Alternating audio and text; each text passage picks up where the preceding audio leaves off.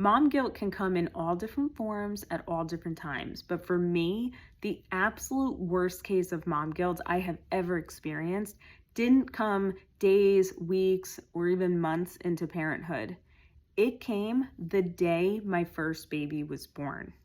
Now, I want to share a little backstory here to help kind of paint the scene of what I was dealing with.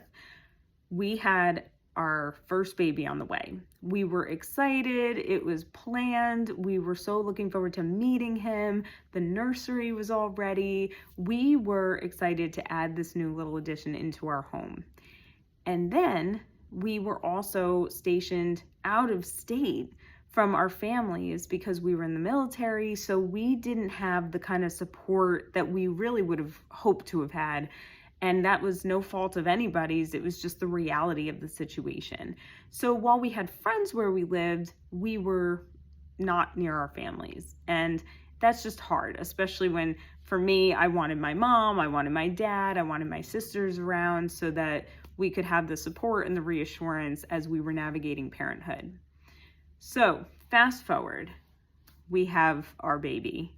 And I will tell you, it was like a flip just switched instantly, where I went from excited to feeling absolute dread.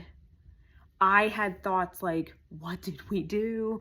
Oh my gosh, I don't want this responsibility. He's crying already. The nurses are telling me that he's ornery, and I had to look it up because I didn't even know what that meant. And that just means like very unsettled and like kind of cries a lot.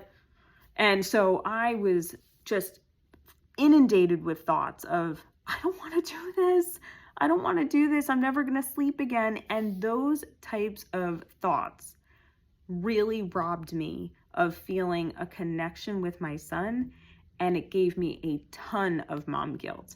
Because after all, if I were a good mom, if I was a deserving mother, I would be just ecstatic about having my son. I would want to call everybody. I'd want to send tons of pictures right away.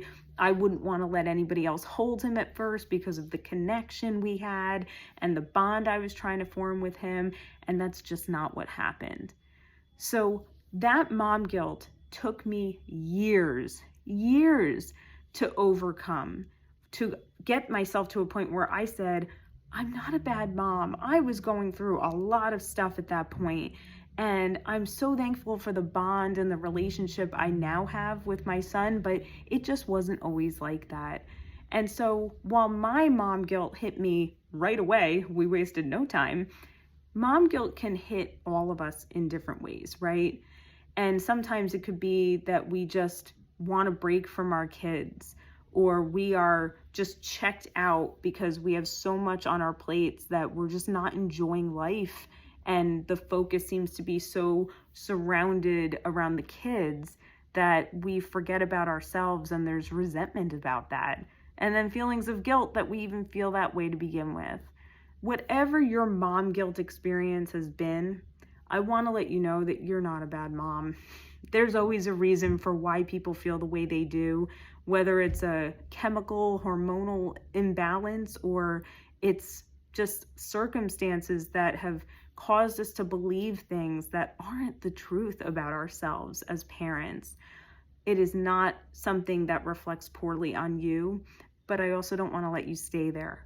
So if you struggle with mom guilt, I want to encourage you to go ahead and download my free short guide that's going to help you with 3 critical steps you can take to deal with mom guilt and start working through that so that you can see you are a good parent and you just need some tools to help you work through it, and you will get out of it on the other side and recognize that you are exactly the kind of mom that your kids deserve.